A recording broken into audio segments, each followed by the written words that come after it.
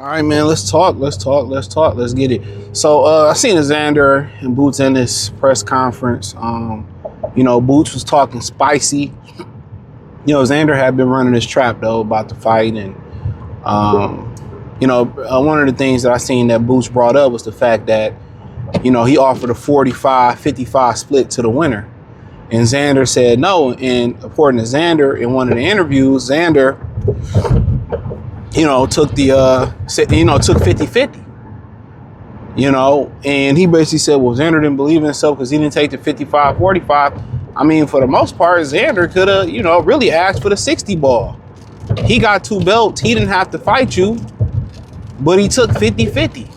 He had a date later in June, but the one thing I noticed is Boots being more outspoken, and that's what he needs to do. That energy he had for Xander, he should have had for Virgil Ortiz every fucking day. Virgil Ortiz didn't sign to fight him. That's the energy that he got to have. He did more talking than Eddie for the first time than I ever seen. And that's what he got to do. He got to talk spicy. He got to talk confident. You have to get the bees to the honey. Okay? And he obviously has the ability to pop shit. And actually, he better than like 90% of the fighters that try to trash talk. He did a very good job of articulating himself. He did a very good job of being tasteful while talking shit. And now it's to the point where, this is why I don't like Boots, because he cocky, he arrogant, he overconfident. No, that's what a fighter's supposed to do. You have to sell. And it's the same way how people get mad at actors and actresses that play certain roles, or wrestlers that play certain personas, and they think that's them for real. And in reality, it's far from the truth in most of the situations. They hate to see a confident brother. They hate to see a boastful brother, but that's what it is. That's what attracts, that's what attracts us. Shiny things, jewelry, flamboyance. You know what I'm saying? But then again, everybody you hate on it, but then they be trying to emulate it. So that's what he has to do. You have to pop your shit. Your promoter, your father can't do all the talking. Your brothers can't do all the talking. It got to come from the fighter. It got to come from the fighter. And that's real. It got to come from the fighter. And if it don't come from the fighter, it for the most part, it don't count. And, my whole thing is Xander bringing 2 belts, he accumulated at least one of them without a TV deal. So him taking 50-50, I think, was reasonable. Very reasonable. I think he could have made a case for him to get 55-45.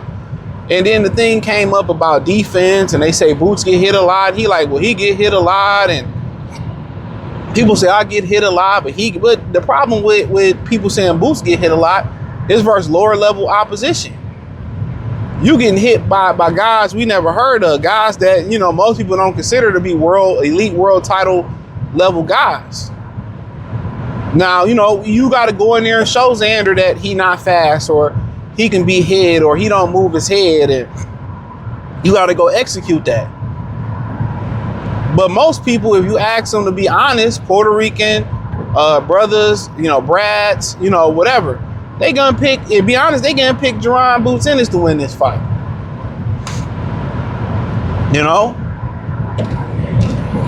And he like, well, Xander's having a fat camp. I mean, that's a big motherfucker.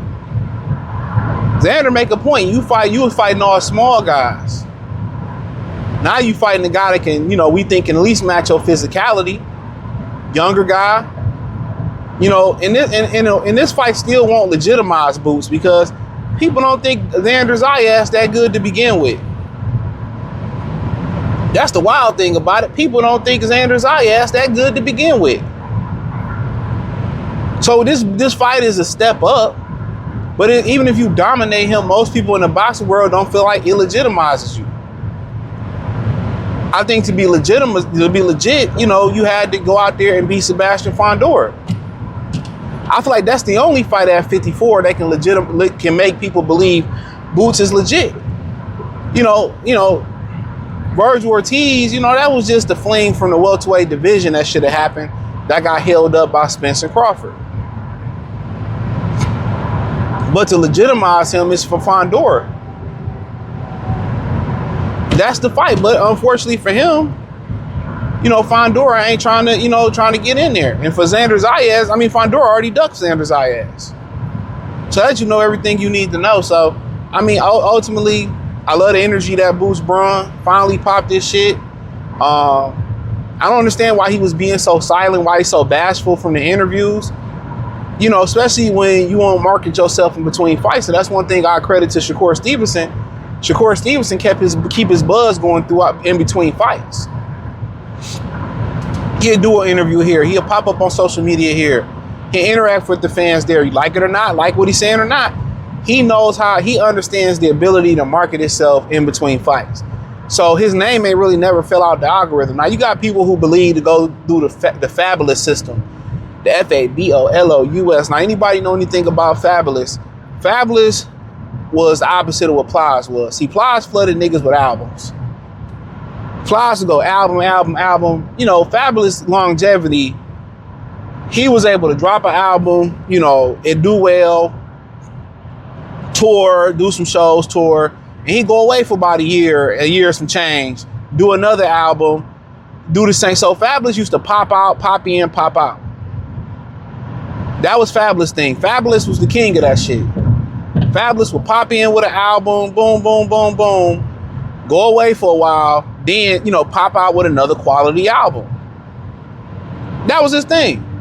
Didn't do many features every now and there, but he was so influential, he was so impactful in the rap game that he can do that. He established himself with Ghetto Fabulous as a household name. So he, you know, but then you had other people who like DMX who dropped 2 major albums. You know, Hell is Hot and Dark and The Flesh of Blood, The Flesh of My Flesh and The Blood of My Blood, whatever that. He dropped those 2 albums in the same year. A guy like Plies, album. You have people that just flooded you with albums. You know, so, but I think, you know, Shakur Stevenson, his way is more of when you establishing yourself to be a superstar. When you become a superstar, you can pop in and pop out as you please. And Boots got to understand that even leading up to this fight, you must talk, you must do interviews, you must pop up. You know, you must show up at fights and pop shit. You must go to fights to call people out. You got to be the bully. And obviously, it ain't no shortage of gift to gab there. He got it. He got microphone presence, stage presence. You understand what he's saying. Very fluid, very smooth. You hear it. It ain't like, you know, like Tank, like he got a bottle of Coca-Cola in his esophagus. Boots pop clear, precise, and cold-blooded shit. like nigga, that's Philly. Like, that's what you need. And Xander can articulate. You know? So hopefully they keep the war of words going. Hopefully, you know, we keep seeing them in between the fight from now until June. Never seen Boots out of shape. All you hear about him is he always in the gym. But I like the press conference. I like the energy. I like that Boots spoke more than Eddie. Xander smoked more than the old buddy. Keith Khan, whoever his manager is, who's done a phenomenal job with him. And now it's time to put the work in. See, Xander can lose and people still like, okay, man, we still love Xander. When you Boots, you don't have the room for error. You know, when you're a brother, you don't have the room for error. When we lose by inch or whether it's by a country mile, we got to retire. It's over. We never can do it again. Just listen, Devin Haney, he'll never be the same. He should, you know, he should retire. You know, Errol Spence, he coming back. He should retire. He should be. But it's never the same when you hear, you know, Chavez fighting into his twilight. You know, it's never the same when you see Eric Morales, which, you know, later in his career, he had good performances. Oh, it's never. When these dudes, you know, have devastating losses, you know, like they just forced old buddy to fucking retire from the Ireland. Mick Conley, he was famous in the Olympics for putting the middle finger up at the judges and shit. He should have retired like a few losses ago. But when it's a brother, that's why you gotta lock in and you just gotta be in your lane, bro. You can't listen to the outside noise. Because soon as we have a shaky before, he got exposed. Soon as we lose, it's over. You need to retire. It's that's the language that they use. But, you know, when these dudes get popped hot, when Canelo get outclassed, when Ryan Garcia's trash and hot, funky feet ass, it's never that they need to retire. They never need to go get their CDLs. So, you know, Xander Zayas is the country's last hope. Even if he get beat to a fucking pulp, his lip is hanging off the top rope. Ain't gonna be no call for him to retire. For Boots, it's over. He'll never be the same. For Brian Norman, you know, man, it happens, bro. A lot of Azuma Nelson lost early in his career to Salvador Sanchez and still went on to be a great fucking he should be an Hall of Fame fighter. Bernard Hopkins lost his first professional fight. Still went on to be Bernard Hopkins. What's old buddy Kevin Farmer lost a few of his first fights. Still went on to be a hell of a fighter. World champion and all. I mean, shit. Everybody ain't gonna be perfect. Everybody ain't gonna start off hot. This is why when you run a relay, that anchor is the guy that run that back. That's if we have an error, he's there to erase that error or to preserve that lead.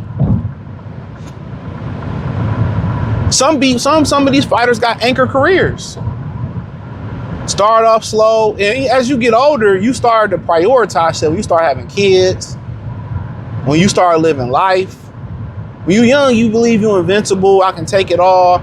You know, this, that. But when you start like getting, you know, wife, children, responsibility, house, man, you start to lock in. Your mindset starts to shift and change. And this is why you hear people talk about Gucci Man being a snitch, which he not a snitch. They said he not cooperating. When they talk about shit like that, it's like you in the black community, or that hood black rat community, in a rap community, you're not supposed to change. You're not supposed to level up. You're not supposed to grow. You're not supposed to be a better person. You're supposed to be the same ignorant or the same young and dumb person. And that's why they don't push change in the community. You're supposed to change. Life gonna change you. If you fight to change, man, you still got the same mindset when you was younger, doing something wrong. But I love the press conference. I love the fight. We'll support the fight. Is it on pay-per-view? If it's on pay-per-view, I'll buy it. This is one of the few ones I'll buy. I'm gonna buy it. But hey, hit the link in the description. Follow me on X, Facebook, Kick, Twitch, Instagram, Spotify, Anchor, Cash App, Venmo, PayPal. Peace.